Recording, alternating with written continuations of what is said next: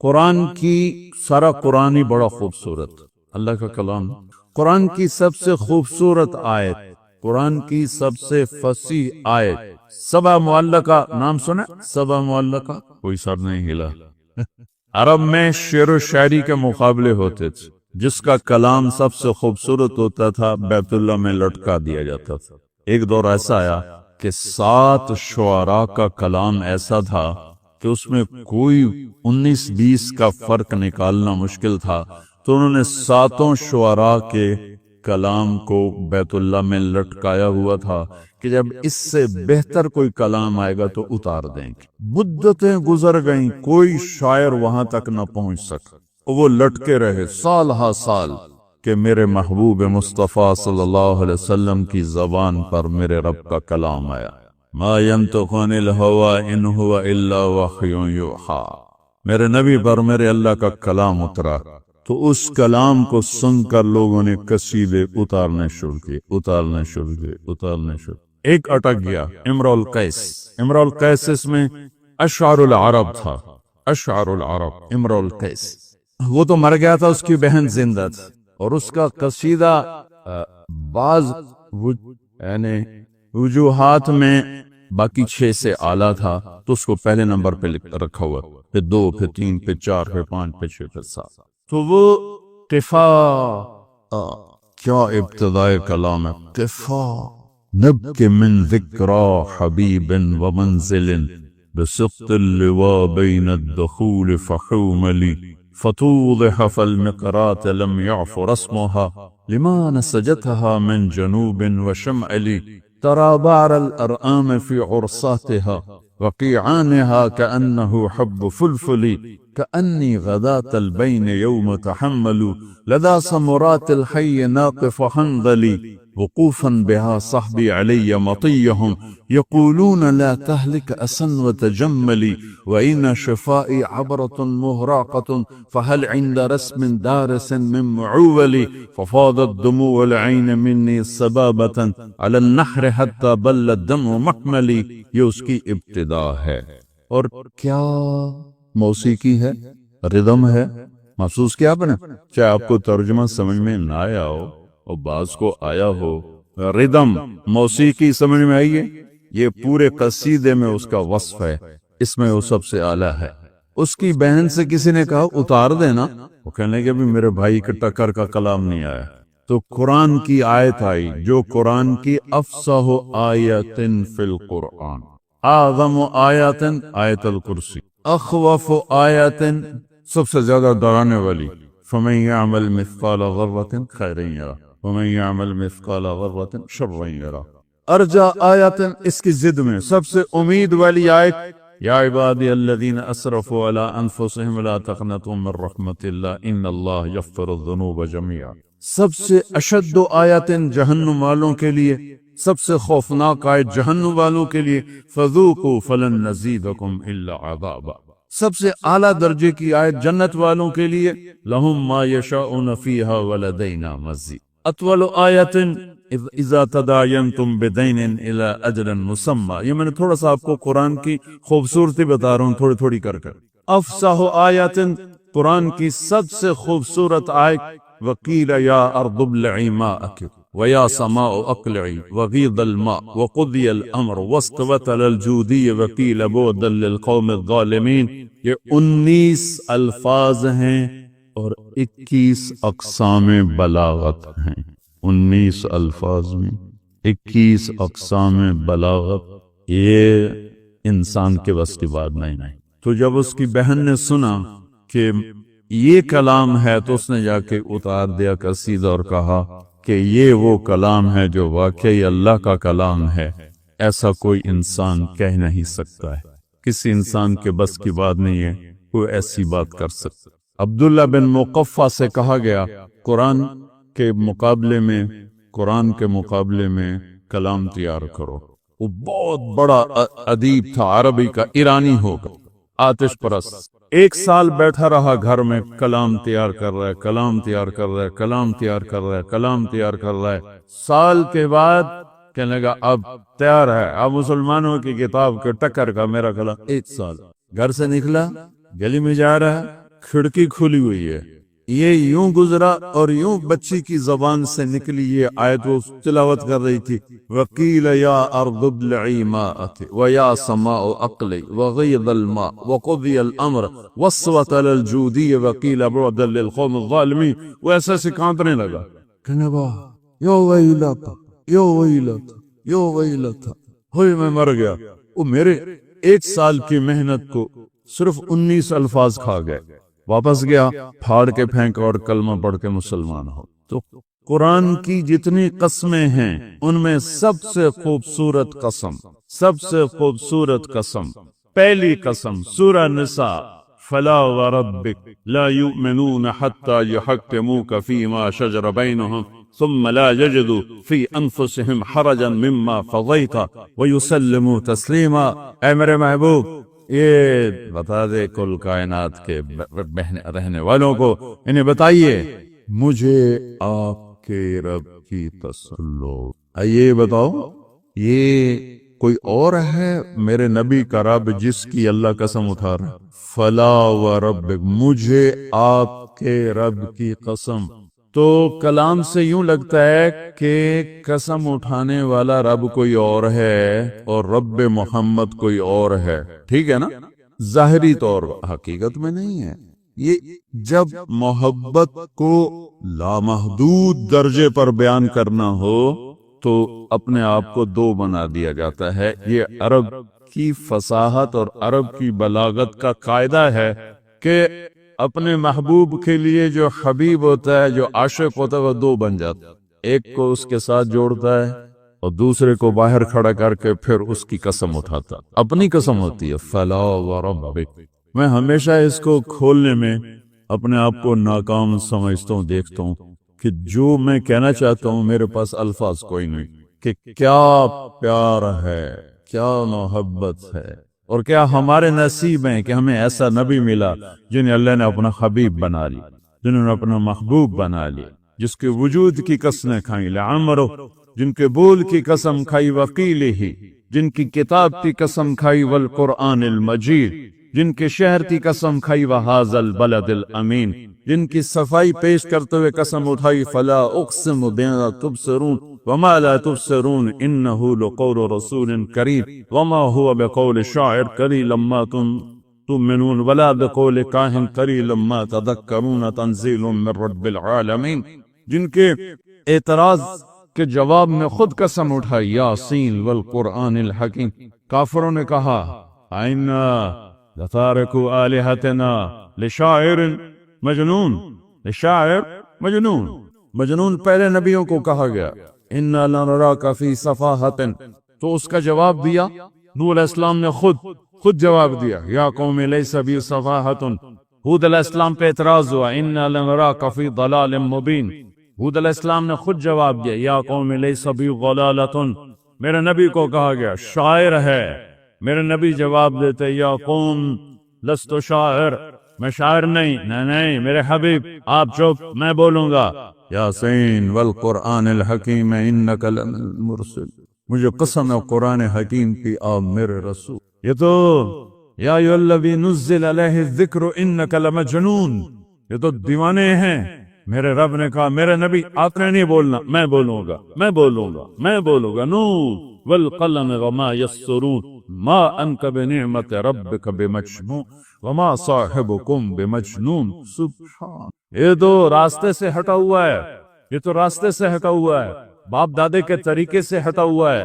ہاں میرے اللہ نے کہا خاموش، والنجم اذا ہوا ما ضل صاحبکم وما غوا وما ينطق عن الهوى ان هو الا وحی یوحى علمه شدید القوى ذو مرة فاستوى وهو بالافق الاعلى ثم دنا فتدلى فكان قاب قوسين او ادنى فاوحى الى عبده ما اوحى ما كذب الفؤاد ما رأى أفتمارونه على ما يرى ولقد رآه نزلة أخرى عند سدرة المنتهى عندها جنة المأوى إذ يغشى السدرة ما يغشى ما زاغ البصر وما طغى لقد رأى من آيات ربه الكبرى سبحان الذي أسرى بعبده ليلا من المسجد الحرام إلى المسجد الأقصى الذي باركنا حوله لنريه من آياتنا إنه هو السميع البصير يا أيها النبي إنا أرسلناك شاهدا ومبشرا ونذيرا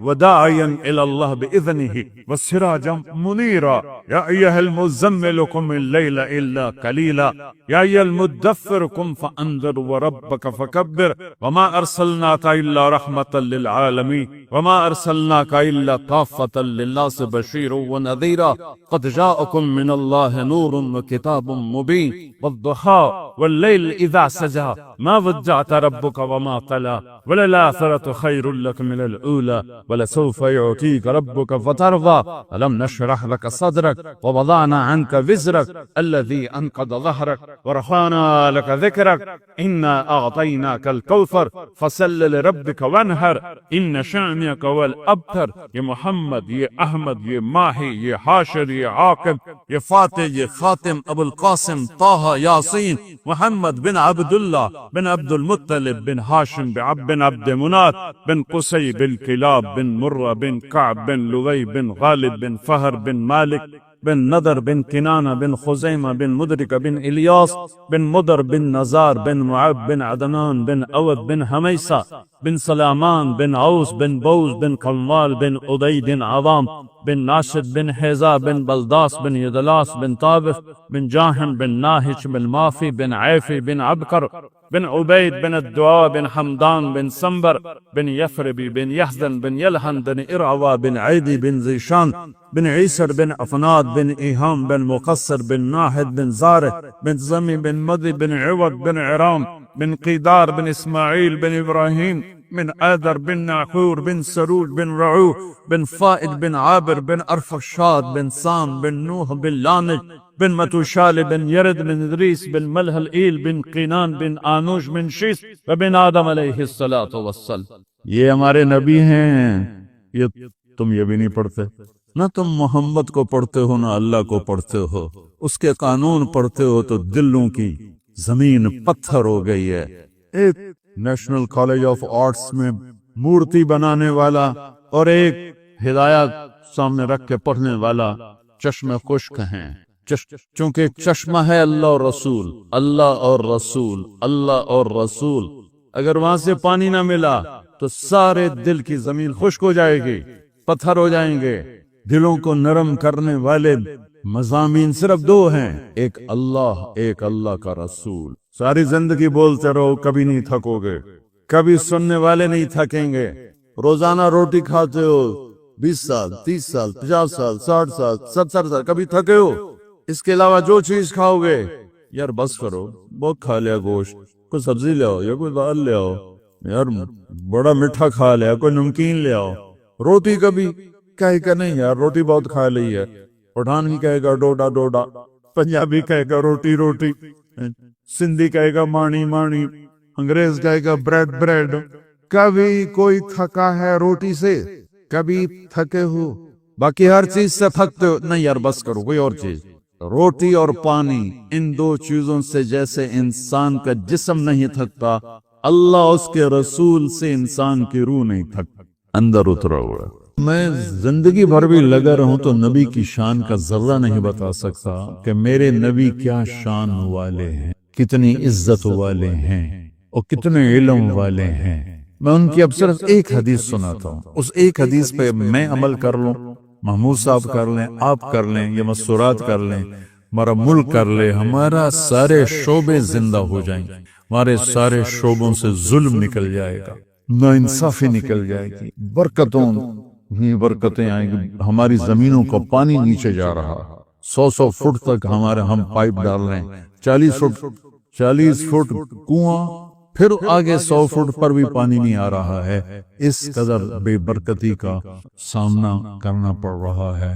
میں ایک حدیث سناتا ہوں، یہ پچھلی جو میں نے ساری بات کی تھی اس ایک، چونکہ جب آپ جاننے والے کو ہی بولنے والے کو نہیں جانتے تو بول کو کیا جانو.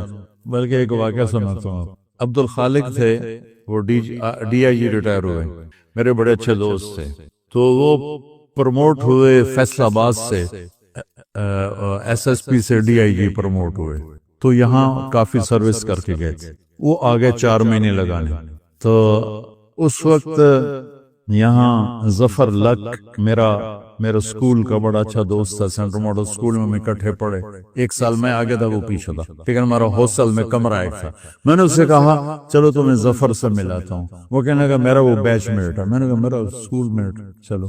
تو یہ جو آپ کی پولیس لائن کا ایک دروازہ اس روڈ کی طرف ہے، جو یہاں سے یوں آگے، ایک تو ہے نا وہ زورہ یونیورسٹی کی طرف سے دروازہ، ایک ہے اس طرف سے گیٹ. ہاں، وہ اب پولیس والوں کے لیے. اب میں بھی داڑھی والا ٹوپی والا، وہ بھی داڑھی والا ٹوپی والا. تو اس نے کہا، سپاہی کھڑا تھا، تالا لگا اور کہا بھائی جی دروازہ تو کھولو. تو وہ کہتا اتوں آؤ، بڑے اتوں آؤ. اسے کیا خبر کہ یہ بلا کھڑی ہوئی ہے. پولیس والے کے لیے، سپاہی کے لیے ڈی آئی جی بڑی بلا ہے. معذرت کے ساتھ محمود صاحب سے انہوں نے کہا 2 صوفی صاحب نے میرا کی کر سکتے. اچھا جون کا مہینہ تھا، شدید گرمی. انہوں نے پھر کہا بھائی تیری بڑی مہربانی، کھول دے، گرمی بہت ہے، وہ دروازہ بڑا دور ہے تو یہی کھول دے. کہا صوفی صاحب تو سنیا نہیں، وہ تو آؤ. اس نے 3ری دفعہ پھر محنت کی کہ بھائی کھول دے، تیری بڑی مہربانی. کہتا تجھے میرے مغرب پہ آئے، میرے کو چابی کوئی نہیں، ابھی کو نہیں تالا لگا ہے. تو اس کے بعد اس نے کہا میرے بھائی میں عبد الخالق وہ کرتا ہے سر زمین تے ہی بہ گئے. اس نے کہا میں مارے آ گیا، ڈی آئی جی میں نے لے دے گیا. تو جو کانپتے ہاتھوں سے چابی نکالی اور ایسے کانپتے اس نے تالا کھولا اور بیچارہ لگتا تھا ابھی فوت ہو جائے گا.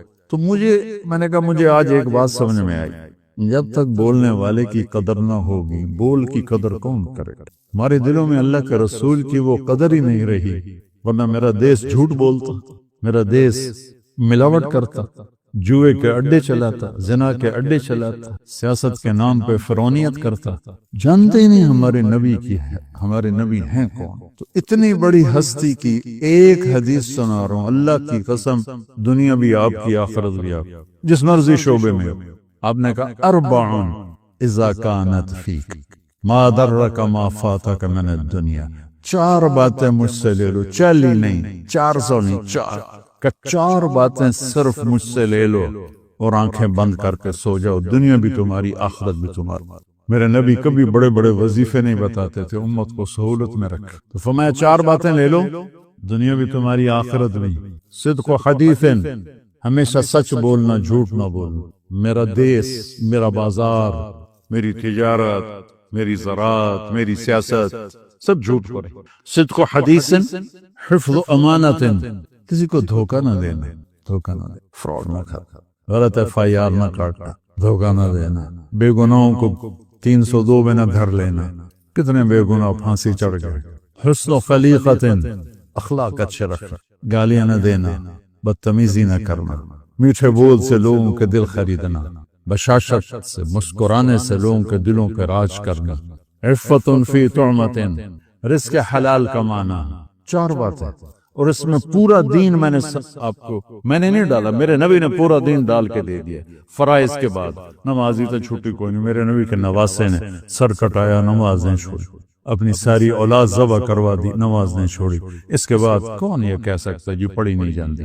اور فرائض کے بعد میرے نبی یہ 4 باتیں بتا رہا. سچ بولنا، جھوٹ نہ بولنا. ہائے ہائے، میرے نبی نے کہا کہ اور کسی کو دھوکہ نہ دینا، دیانتداری سے چلنا. ان 2 صفتوں پر میرے نبی نے فرمایا کہ میرا امتی ہر گناہ کر سکتا ہے، 2 نہیں کرے گا.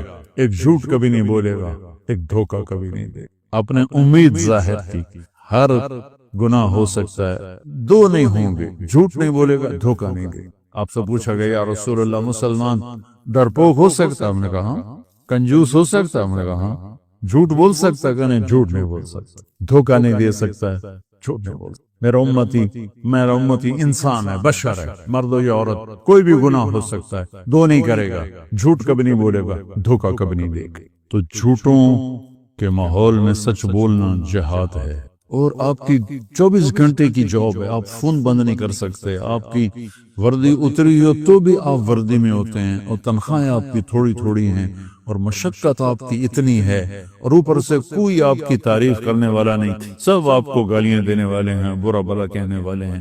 حالانکہ آپ کا شعبہ ہی بندگی اور عبادت ہے، اور آپ کے اندر بڑے بڑے اولیاء ہیں جو گھٹ گھٹ کے پس پس کے چٹنی روٹی کھا کے موت کا گلے لگاتے ہیں اور حرام نہیں کرتے۔ یہ جنید بغدادی جیسے لوگوں کے ساتھ اٹھائے جائیں گے، یہ شیخ عبد القادر جیلانی جیسے لوگوں کے ساتھ اٹھائے جائیں گے جو اس محکمے میں۔ پھر انتہائی مقدس ہستی حضرت عمر فاروق نے پولیس کے محکمے کی بنیاد رکھی تھی۔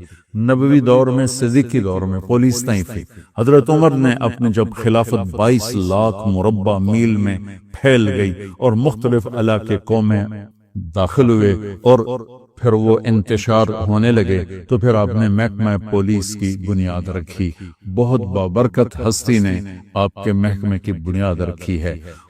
میں آپ کو تمام محکموں میں سب سے زیادہ ستایا ہوا سمجھتا ہوں، جو آپ پر اتنے پریشر ہوتے ہیں، کبھی سیاستدانوں کا، کبھی افسروں کا، کبھی مقامی لوگوں کا، اور اس میں پھر آپ کو ذلیل کرنا الگ اور ٹرانسفر کروا دینا الگ، اور جھوٹے خبریں لگوانا الگ۔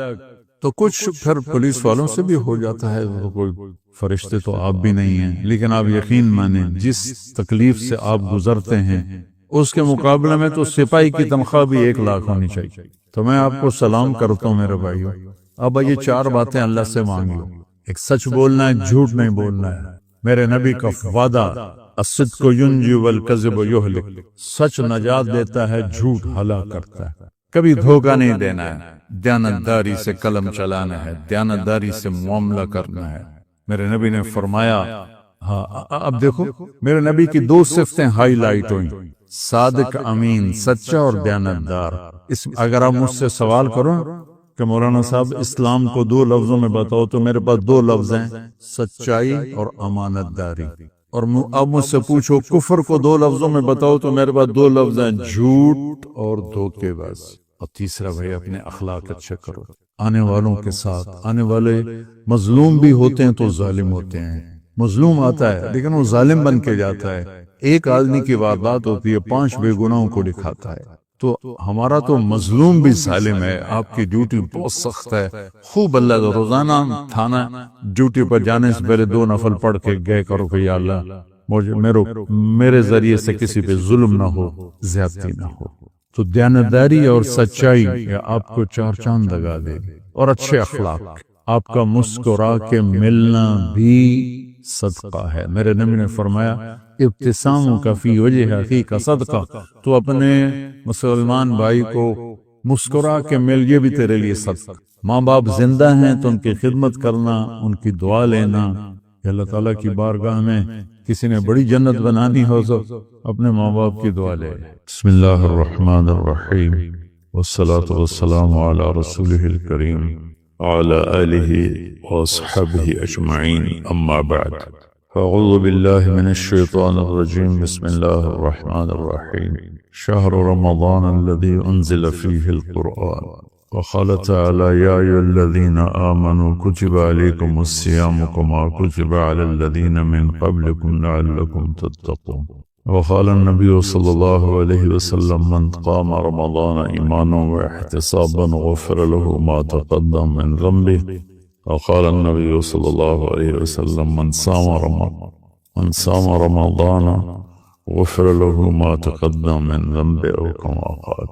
یہ میرے محترم بھائیوں، بہنوں، دوستوں، بچیوں، میری طرف سے رمضان کی مبارک ہو۔ سارے اہل ایمان، سارے مسلمانوں کو رمضان کی مبارک ہو، اور اللہ سے دعا ہے کہ اللہ تعالی ہمارے اس روزے اور تراویح کو قبول فرمائے اور ہماری بخشش کا ذریعہ بنائے، آمین۔ کئی سالوں سے یہ معمول چل رہا ہے کہ رمضان میں قرآن کا کچھ خلاصہ وہ بیان کر لیا جائے، 1.25 پارہ پڑھا جاتا ہے۔ رات ہم نے 1.5 پارہ سنا، تو سارے کا تو خلاصہ مشکل ہوتا ہے، تو کچھ اس میں سے جو اللہ تعالیٰ دل میں ڈالے گا وہ میں عرض کر دوں گا۔ سب سے پہلی بات یہ ہے کہ یہ قرآن کیا ہے، یہ کتاب کیا ہے، تو اللہ تعالیٰ یہ کس نے اتاری ہے، اس کا مقصد کیا ہے؟ تو قرآن کا تعارف قرآن کی زبان سے، کہ قرآن خود اپنے بارے میں کیا کہتا ہے۔ تو پہلا سوال اٹھتا ہے یہ کس کی کتاب ہے، کہ کس نے لکھی ہے، کون مصنف ہے؟ تو اللہ تعالیٰ فرماتے ہیں سورہ شعراء میں وَإِنَّهُ لَتَنزِيلُ رَبِّ الْعَالَمِينَ، یہ پیغام ہے، یہ کتاب ہے، تھوڑی تھوڑی کر کے اتاری ہوئی، تنزیل تھوڑا تھوڑا کر کے اتارنا، انزال ایک ہی دفعہ اتارنا، رب العالمین جو ساری کائنات کا مالک ہے اور لارڈ ہے اور بادشاہ ہے اور پالنے والا ہے۔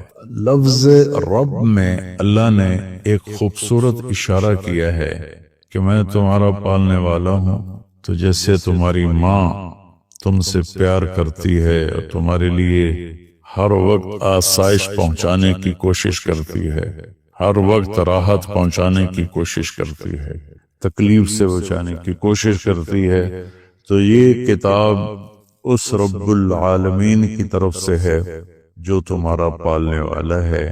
وہ تمہارے لیے کبھی تکلیف نہیں چاہے گا، کبھی مشقت نہیں چاہے گا، میرے اس قانون پہ عمل کرنا تمہارے لیے سراسر فائدہ ہے اور اس کو چھوڑ دینا تمہارے لیے سراسر نقصان ہے۔ لفظ رب میں یہ ایک پیغام اللہ تعالیٰ نے خاموش پیغام ہمیں دیا ہے۔ کس کی کتاب ہے؟ کا رب العالمین۔ رب العالمین تو آسمانوں پر ہے، تو نیچے کون لایا؟ تو اس کا جواب ہے نزل بہ الروح الامین، اس کے لیے ایک مقدس فرشتہ آیا جو امانت دار ہے، کہ وہ جس طرح اللہ کی طرف سے وہ پیغام ملا اسی طرح اس کو لے کر نیچے آیا۔ امین کے لفظ نے حضرت جبریل کی ضمانت دی، اللہ کی طرف سے ضمانت، اور روح جو ہر آلائش سے پاک ہے، اور اللہ کا امر ہے قل الروح من امر ربی۔ تیسری بات کس پر اترا ہے، کس کو یہ دیا گیا ہے کلام کا؟ علی قلبک، اے میرے محبوب یہ آپ کے رب کا کلام ہے، جبریل اس کو لایا ہے اور آپ کے دل کے اوپر اتارا ہے۔ پہلی 3 کتابیں لکھی ہوئی اتار دی گئیں بیک وقت، اس سے پہلے چھوٹی چھوٹی کتابیں جو آئیں ابراہیم علیہ السلام پر یا دوسرے انبیاء پر، ادریس علیہ السلام پر، وہ بھی لکھی ہوئی، یہ لکھا ہوا نہیں آیا، یہ ڈائریکٹ اللہ پاک کی زبان سے نکلا اور جبریل نے اس کو لیا اور اللہ کے نبی کے دل پر اتار دیا۔ اچھا کس لیے آیا ہے؟ لتکون من المنذرین، اس لیے آیا ہے کہ میرے محبوب آپ دنیا والوں کو بتا دیں کہ اچھائی کا انجام کیا ہے اور برائی کا انجام کیا ہے، اور اس کا نتیجہ ایک دن ظاہر ہونے والا ہے جو آخر بعد میں آئے گا، تو اس کے لیے تیاری کرو۔ منذرین صرف ڈرانے والے کو نہیں کہتے، جو پیار محبت سے کسی کو برائی کا انجام سمجھا رہا ہو، جیسے باپ کہتا ہے بیٹا یہ تو جوا نہ کھلا کر، تو شراب نہ پیا کر، یہ تیرا نقصان ہو جائے گا، تیرا دین بھی جائے گا، تیری دنیا بھی جائے گی، اس کے سمجھانے میں ایک محبت ہوتی ہے، شدت اور سختی نہیں ہوتی۔ کس زبان میں آیا ہے؟ بلسان عربی مبین، یہ خوبصورت صاف ستھری عربی زبان میں آیا ہے۔ کائنات کی یہ وہ زبان ہے جسے اللہ نے اپنے لیے چنا۔ اللہ کا کلام عربی، میرے رسول عربی، میرے رسول کی زبان عربی، اور اہل جنت کی زبان بھی عربی۔ اللہ نے اس کو پسند کیا، یہ عجیب و غریب کلام ہے اور عجیب و غریب یہ لینگویج ہے۔ کسی زبان کے الفاظ کا وہ حرف کا معنی نہیں ہوتا۔ عربی زبان وہ ہے جس کے ہر حرف کا معنی ہے، الف سے لے کر یا تک ہر حرف کا معنی ہے، یہ عربی زبان میں آیا ہے۔ اس میں ایک یہ اشارہ بھی ہے کہ اللہ تعالیٰ عربوں سے کہہ رہا ہے کہ تمہاری زبان میں بھیجا ہے، اس کو سمجھنے کے لیے تمہیں تو کوئی مشکل نہیں ہے، اور دوسرا ہماری طرف بھی اشارہ ہے کہ تم کسی بھی زبان سے تعلق رکھتے ہو تو کوشش کرو عربی سیکھو تاکہ اللہ کے قرآن کو تم، پیغام کو تم سمجھ سکو۔ یہ مختصر سا تعارف ہے کہ قرآن کس کا کلام ہے؟ اللہ کا۔ کون لایا؟ جبریل۔ کن کے پاس لایا؟ ہمارے نبی پاک صلی اللہ علیہ وسلم۔ کس لیے لایا؟ کہ ہمیں زندگی کا انجام سمجھایا جا سکے کہ انسان ایک ایسی مخلوق ہے جو ماں کے پیٹ سے بالکل جاہل پیدا ہوتا ہے، اور اس کے مقابلے میں ماں انڈے سے نکلنے والا ہو یا ماں کے پیٹ سے نکلنے والا جانور اور کیڑے مکوڑے، یہ چونٹی کتنی چھوٹی ہوتی ہے اور انڈا کتنا چھوٹا ہوگا، تو اس سے نکل کر وہ اندھیرے میں ہوتی ہے، اور اس سے زندگی گزارنے کا پورا طریقہ معلوم ہوتا ہے کہ میرے لیے ٹھیک کیا ہے، غلط کیا ہے، صحیح کیا ہے، غلط کیا ہے۔ انسان پیدا ہوتا ہے، واللہ اخرجکم من بطون امہاتکم لا تعلمون شیئا، میرے بندو اللہ نے تمہیں ماں کے پیٹ سے نکالا، تم کچھ بھی نہیں جانتے تھے، تمہیں باہر سے علم لینا ہوتا ہے، اور باقی کسی مخلوق کا امتحان نہیں، میرا اور آپ کا امتحان ہے کہ اللہ تو فہدیناہ النجدین، یہ دو راستے ہیں، یہ سیدھا ہے، یہ غلط ہے۔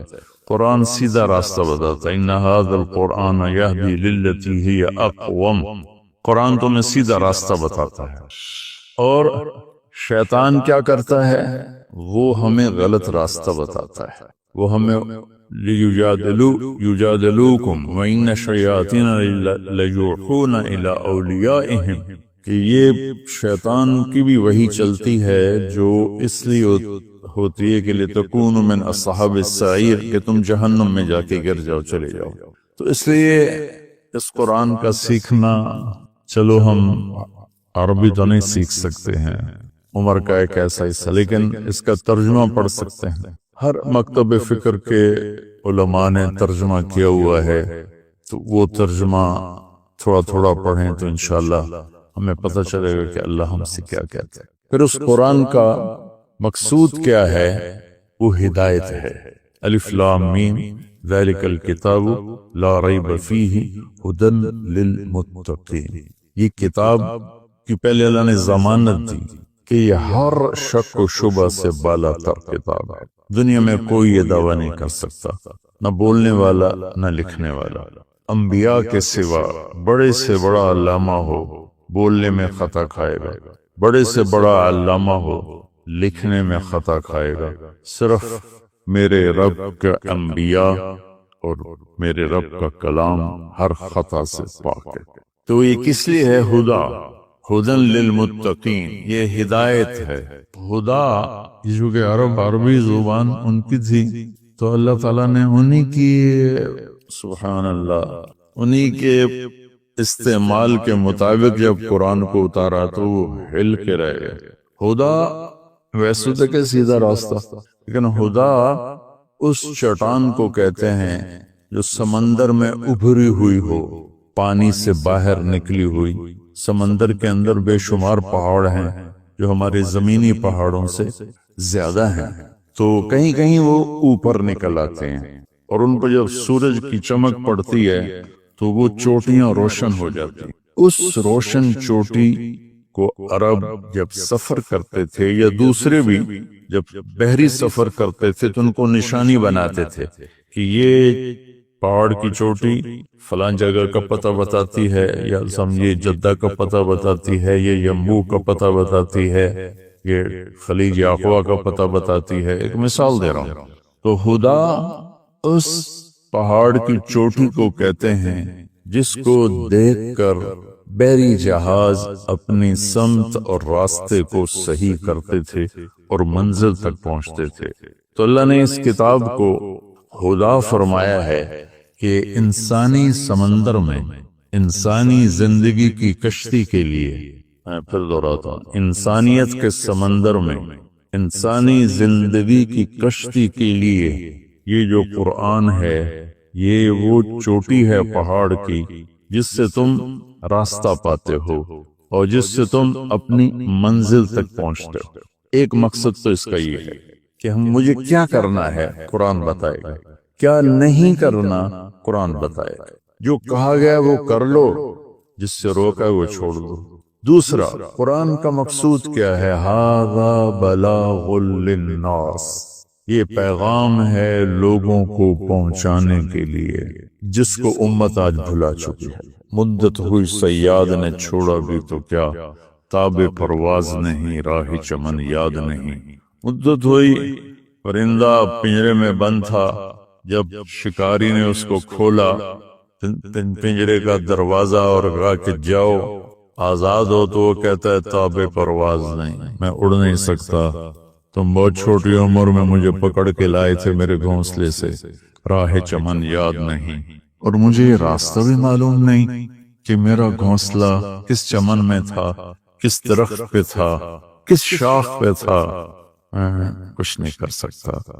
اس وقت امت خواہشات کے پنجرے میں اس طرح بند ہوئی ہے کہ راہ چمن یاد نہیں، تاب پرواز نہیں، راہ چمن یاد نہیں، کہ اللہ تعالیٰ نے ہمیں یہ سورہ ابراہیم کے آخر میں ھذا بلاغ للناس، یہ لہجہ ہے قرآن کا، یہاں ھذا بلاغ للناس، یہ پیغام ہے لوگوں کو پہنچانے کے لیے، وَلِيُنذَرُوا بِهِ، تاکہ انہیں خبردار کیا جا سکے، وَلِيَعْلَمُوا، تاکہ وہ جان لیں، أَنَّمَا هُوَ إِلَٰهٌ وَاحِدٌ وَلِيَذَّكَّرَ أُولُو الْأَلْبَابِ، کہ ایک ہی اللہ ہے، ایک ہی معبود ہے، ایک ہی الہ ہے، ایک ہی مدد کے قابل، ایک ہی پکارے جانے کے قابل، ایک ہی ہے جس کو پکارنا بھی ہے، بلانا بھی ہے، مانگنا بھی ہے، چولی بھی پھیلانی ہے۔ یہ اس کا دوسرا مقصد ہے۔ اس امت کو ایسا نبی ملا جس کے بعد کوئی نبی نہیں آئے گا، کوئی نبی نہیں آئے گا۔ نبی اللہ بھیجتا ہے، خود بخود کوئی انسان نبوت کا دعویٰ کرے تو اس سے وہ نبی نہیں بنتا ہے، تو نبی اللہ بھیجتا ہے اور اللہ پسند کرتا ہے۔ تو ہمارے نبی آخری ہیں، لہذا اس کتاب کا پیغام دنیا کو پہنچانا ہم سب کے ذمہ ہے کہ ہم انہیں بتائیں کہ بھائیو آگے ایک زندگی آ رہی ہے۔ دو باتیں ہو گئی۔ تیسری بات یہ ہے کہ اس وقت ایک ماحول بنا ہوا ہے کہ دین پہ چلنا بڑا مشکل ہے، دین پہ چلنا بڑا مشکل ہے۔ تو اللہ تعالیٰ نے بسم اللہ الرحمن الرحیم، یہاں سے اللہ نے تسلی دینی شروع کی کہ میں شروع کرتا ہوں اس اللہ کے نام سے جو رحمان بھی ہے، رحیم بھی ہے، مہربان ہے، نہایت رحم کرنے والا ہے۔ تو پہلا ہی جملہ بتاتا ہے کہ جو رحمان و رحیم ہو وہ کوئی ڈنڈے سوٹے کا قانون تو نہیں بنائے گا، بہت نرم سا بنائے گا، ہماری فطرت کے مطابق بنائے گا۔ بھوک کی حالت میں روٹی کھانا کون سا مشکل کام ہے، افطاری کے وقت کھانا کون سا مشکل کام ہے، ہر کوئی جھپٹنے پر تیار ہوتا ہے۔ پھر دوبارہ اللہ نے تسلی دی، الحمدللہ، سب تعریفیں اس اللہ کے لیے ہیں۔ حمد اور مدح، یہ قرآن کے دو لفظ ہیں۔ حمد ہے وہ تعریف جس کے وہ لائق ہے، اور مدح میں خوش آمد ہے۔ آپ نے فرمایا یا معاذ ایاک والتمادح فإنہ الذبح، معاذ خوش آمد کرنے سے بچنا یہ ذبح کر دینے والی چیز ہے۔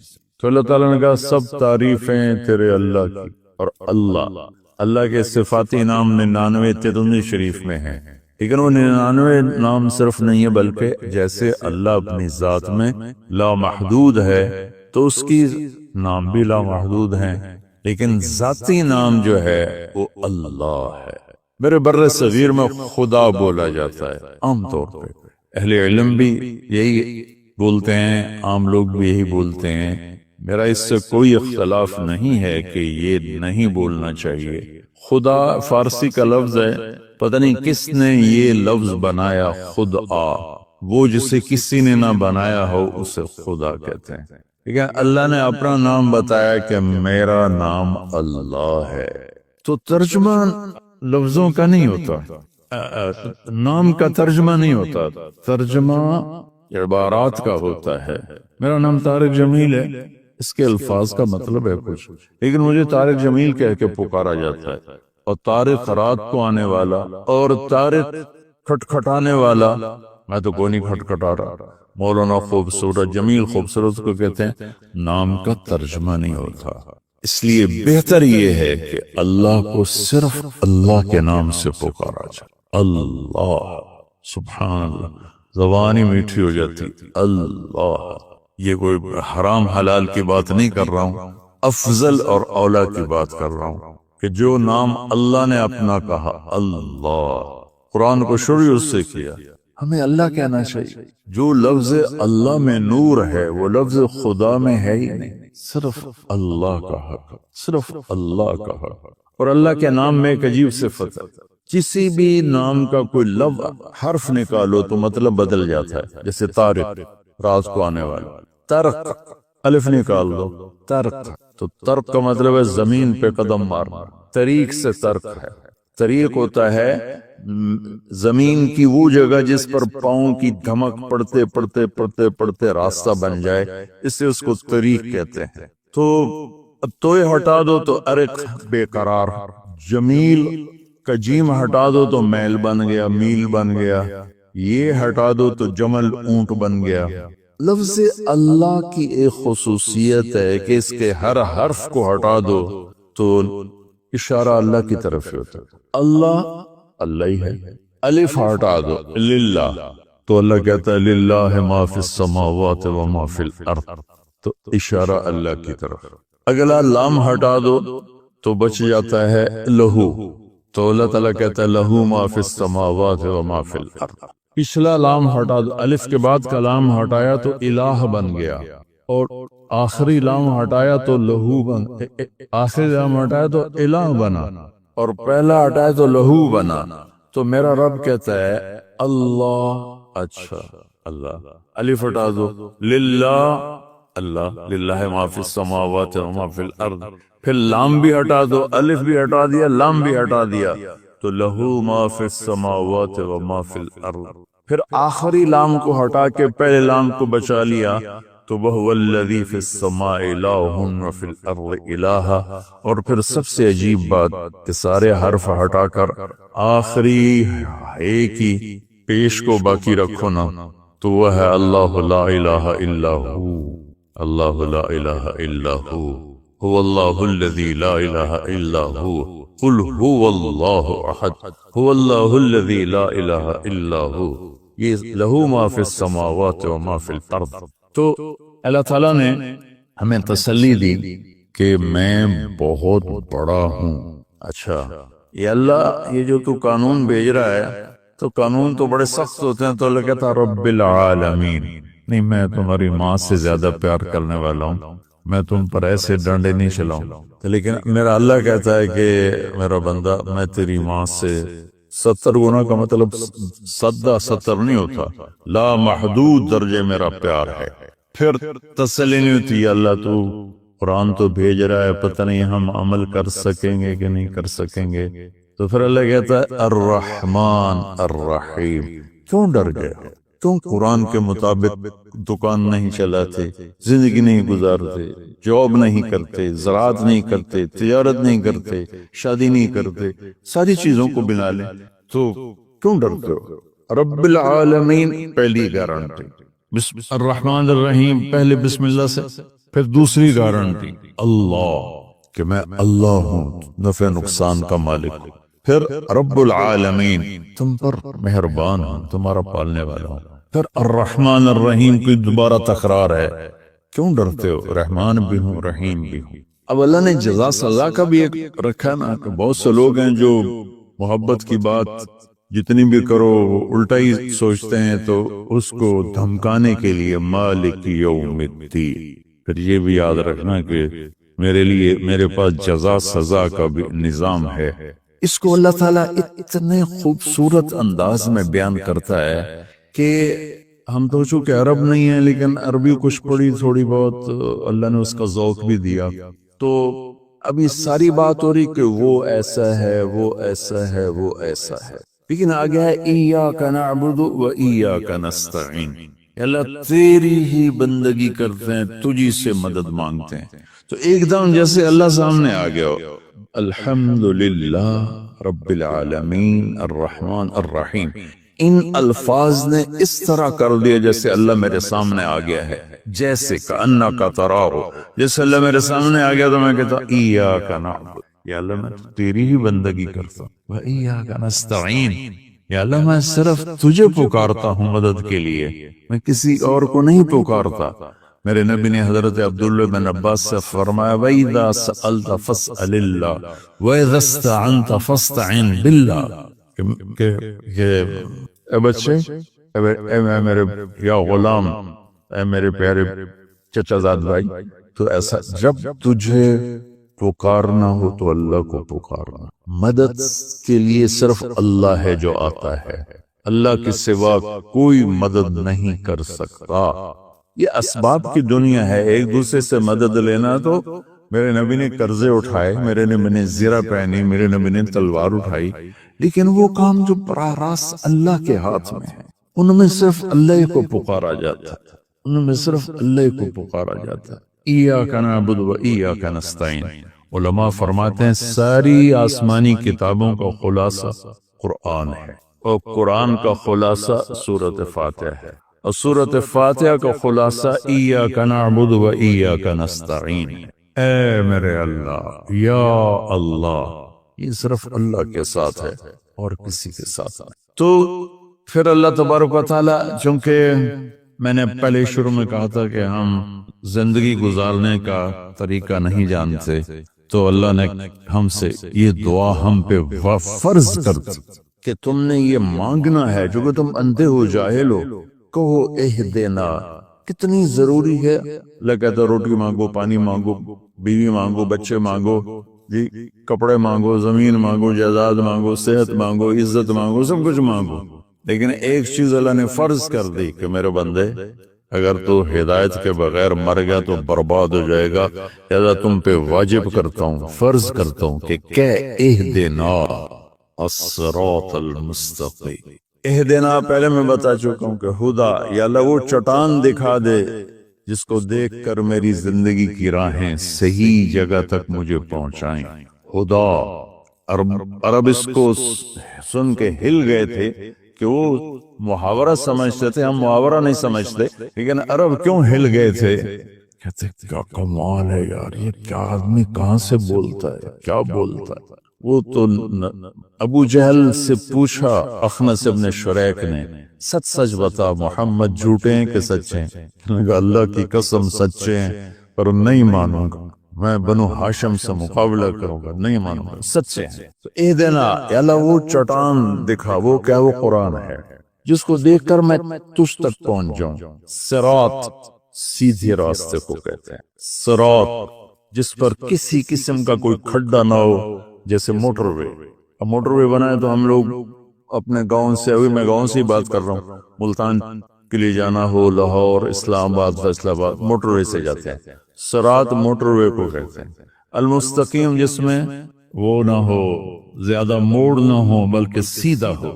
الذین انعمت علیہم، نعم اس بوٹے کو کہتے ہیں جو سردی گرمی میں خشک نہیں ہوتی، سدا بہار سرسبز ہوتی ہے۔ تو نعمتن، یا اللہ وہ راستہ دے جس میں ہر چیز ملتی ہو، سبزہ بھی ہو، خوشیاں بھی ہوں، اور اس کے راستے میں